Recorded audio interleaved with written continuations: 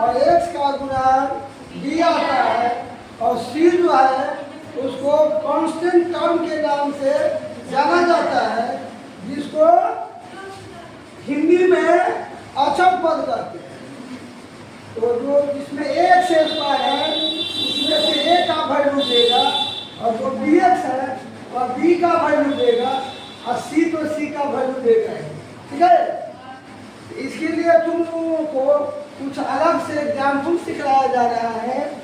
इसमें कह रहा है कि निम्न द्विघात समीकरण के मूल यदि इनका अस्तित्व हो तो द्विघाती सूत्र का उपयोग करके ज्ञात कीजिए। देखा, अस्तित्व कब होता है? जब b ग्रेटर देन 0 या b इक्वल टू 0 होगा तो मूलों का अस्तित्व होगा, और यदि b लेस देन 0 हो जाएगा तो मूलों का अस्तित्व नहीं होगा। और द्विघाती सूत्र से मूल निकालने के लिए सबसे पहले b निकाला जाता है, जिसका सूत्र आता है b² माइनस 4ac आता है। इसी से पता चल जाता है कि हमारा द्विघात समीकरण जो दिया हुआ है उसका मूलों का अस्तित्व है या नहीं। उसके बाद यदि अस्तित्व रहता है तो अल्फा निकाला जाता है। अल्फा का सूत्र आता है alpha equal to minus b plus root under d बाटा 2a आता है। ठीक है, उसके बाद बीटा निकालेंगे, minus b minus root under d by 2a निकाला जाता है। मूल दो होते हैं द्विघात समीकरण में, एक का नाम है अल्फा, दूसरा का नाम है बीटा। जैसे बोर्ड पर जब समझाने एग्जाम्पल के तौर पर तुम सब ध्यान देकर समझना। क्वेश्चन दिया हुआ है 2x² minus 5x plus 3 equal to 0 दिया होता है। ठीक है, तो सबसे पहला काम है इसमें से a b c को क्या करेंगे? हम निकालेंगे। तो बोलो सब, a का वैल्यू कितना होगा? b का वैल्यू और c का वैल्यू 3 हो जाएगा।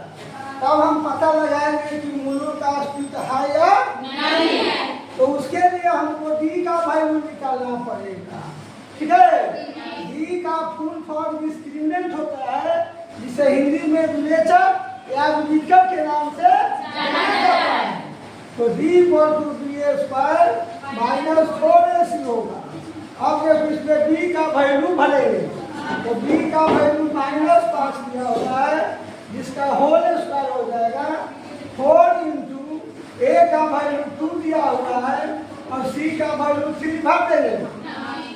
माइनस 5 का होल स्क्वायर टूटेगा तो कितना आएगा? 25 आएगा। और इसको गुना कर देंगे तो 4 लिखे और 3 के 24 आएगा। तो 25 में से 24 को क्या करेंगे? हटा देंगे, एक आ जाएगा। ठीक है, यह एक क्या है? b ग्रेटर देन 0, यानी 0 से जो है इसका वैल्यू अधिक है, इसलिए इसका जो है तो द्विघाती सूत्र विधि से मूल संभव है। ठीक है, समझ गया? तो हम निकालेंगे अल्फा। अल्फा का सूत्र आता है minus b plus d by 2 हो जाएगा। यहाँ सबसे पहले माइनस के चिन्ह को उतार लेंगे, b का वैल्यू देख लेंगे, माइनस 5 दिया हुआ है। ठीक है, और d का वैल्यू दे करके भर देंगे 1 बाई 2 इंटू a का वैल्यू 2 दिया हुआ है, यहाँ भर दिया।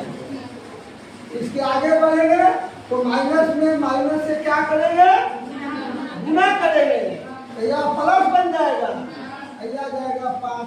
ठीक है, आगे प्लस का चिन्ह इसलिए नहीं लिखा जाता है कि किसी भी अंक के आगे प्लस का चिन्ह छिपा हुआ रहता है, और 1 का वर्गमूल कितना आएगा? 1। बाटा हो जाएगा 5 में 1 जोड़ देंगे 6/4।